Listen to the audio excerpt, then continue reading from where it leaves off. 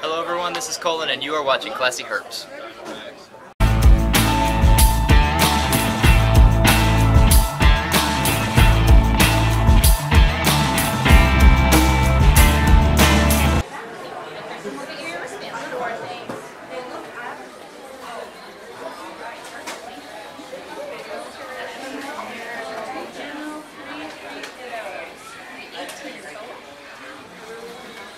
So here we're at the Konza Reptile Breeders Expo today in Manhattan, Kansas, and this is probably the most exciting time of the year for me and with what I do, because this is the time of the year where I get to show off everything that I produce for the year and get to have this big event with all of the people who are passionate about reptiles in the community. So it's a really big deal for me, and we take a lot of pride in our Reptile Expo that we host here. We do it once a year on Labor Day weekend, so right now, and basically what we do is we rent out a hotel ballroom for the day, and everybody in the whole area that likes reptiles, including us, kind of gathers and shows off everything that they produced for the year. And it's open to the public to come through with an admission, to buy, to walk through for the day, to be here as long as you want to be, and look at all the animals, interact with them, talk to the breeders, get to know them, get to understand the animals and the morphs and what's going on there, how they were made.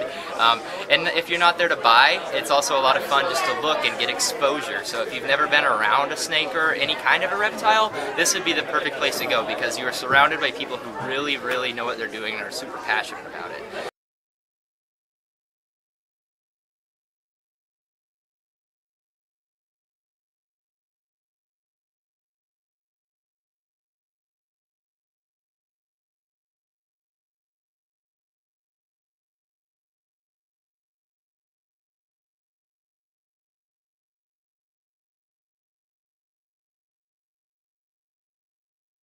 So I just kind of wanted to show you guys here what my table looks like when I go to an expo. And I personally don't go to a whole lot of expos throughout the year, but this is definitely one that I go to for sure, because I kind of run all of the animal stuff over at Manhattan Reptile World, and I go to school at K-State. I kind of have to stay local in Manhattan, so I go to this one, and then I definitely try to make it up to Tinley Park in Chicago every year, because that's one of the biggest expos in the whole world. So that's one's a lot of fun for me, and it's more like a business vacation. But this one is something that I take a lot of pride in, because it is our show. And so I kind of wanted to talk about what it's like to be an up-and-coming breeder, and like how you get to this point. So when you start making babies, you're kind of immediately hit with the dilemma of, what do I do with these? How do I sell them? Because you're told by everybody that these are worth this and this, but how do you actually get $1 out of it and able to sell it? And the answer is, you can do it many ways on your own, but the best way to do it is go to an expo like this right here, because you basically just have a huge flow of people that have been paying to come in here and look at your stuff. And a large percentage of the people are looking to buy, because they know that this is where you're going to get to see everything. So you have the biggest selection. And also, it comes with that selection because we have, if you could do like a spin around, Kurt, here of the room, we're kind of tearing down right now, so it's kind of like hard to get an idea of how big this is. But if you want to like look around the room here, just how many vendors are usually at one of these expos, it can be very competitive, even though it's friendly, but because there are so many animals here, and a lot of people have similar animals, that you have to have reasonable prices. So if you're charging $100 for a normal ball python, no one's going to buy it from you, because people will have it at a different table cheaper, and that goes with anything. So if you're looking to buy something and you want to get a deal on it, the best place that you could possibly go to is to an expo, because that's where all the competition is going to be, so prices are going to be driven down along with the supplies. So this is a really good place for people who are getting into breeding to kind of get a good start, because not only can you sell your animals, but you can also talk to all the other breeders. And once you're kind of once you're a vendor, you're kind of part of this the group that happens here, and you get to be in here before and set up and tear down. And so you get to talk to all the other breeders, and you get to show them what you did for the year, get their opinions and thoughts on it, and look at what other people did, and it kind of gives you ideas. And if you ever have any questions about what is this, or how do I tell the difference, you can always have people, and you can get several opinions on the same animal. And then on top of that, you can always do trades and with other breeders. So it's a really good way to get new genetics and get contacts and establish your relationship with other breeders and the public. So, do you have any questions about what the purpose of an expo is, Kurt? No. Where would be a good place to look and try to find if there's expos in your area? Or? Yeah, so if you just Google Reptile Expos in your area, you can pretty much find one every weekend across the country. They're really not too difficult to find.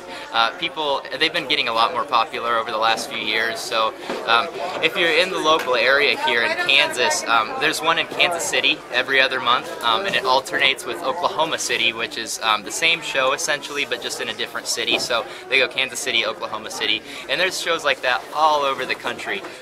Between like this is kind of a smaller local-ish show, and so these are going to be very, very frequent, and you see these a lot. But then there's the big shows, the national expos that go on. So ones like Tinley and Daytona. So those are really, really big shows that pretty much everybody goes to. What type of display cases do you use? So these are ARS display cases right here. They're really nice. We've had these for several years now. And they hold up in really good shape, and they display the animals really well. And it kind of gives you a little bit of variety as to what you can actually do with the cases, because I'll show you here. This one's empty. Never mind, it's not empty. The babies are just hiding. But they come completely clear. There's obviously no bedding in it when you buy it. And so some people decide to just go straight with the glass. Think that looks good. Some people put like a slip of paper in the bottom, and think that like, covers up the bottom and gives it a background. I just over experimenting over time, I found that if you use this kind of fluffy paper bedding from like Petco or whatever for rodents, it can really make the contrast in those colors just pop. And so that's what we kind of do here. And I found that making the alternations and the patterns really catch people's eye, because people unconsciously notice those things and they're drawn to it. So that's kind of what we do. It sets us apart and catches people's attention. So, and with these cages, they're really nice because they have this locking front, and they're actually all unlocked right now. You see a little thing over there so that you can lock it with a key if you want to. That just spins down. But this front plate kind of moves off to the side, and when it's up, these can't move.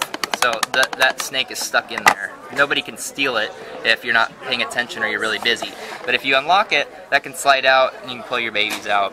I can fit easily 3 of them in here just for an expo, because they're not in there for very long. And we have these heat lamps that are up over top of us for 2 purposes really. One to illuminate it, and one to keep them warm. So, one cool thing I kind of wanted to show you guys, some of the animals that we traded for today. This is a toffee. Not a whole lot of these going around, but a pretty unique animal. That's a pure toffee, not a toffino or anything like that. And this is a GHI Mojave, and we picked these up from Tallgrass Reptiles, breed Bangladesh.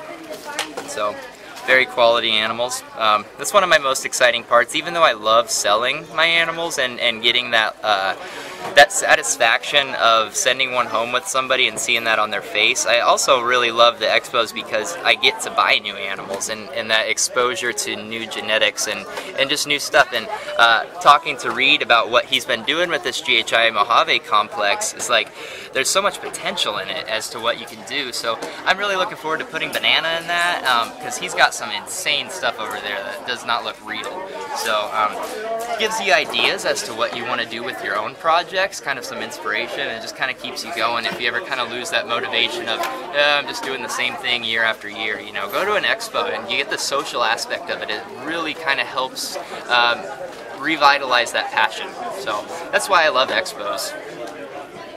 Do you have any other questions? No. Okay. Thank you for watching. It's been ClassyHerps.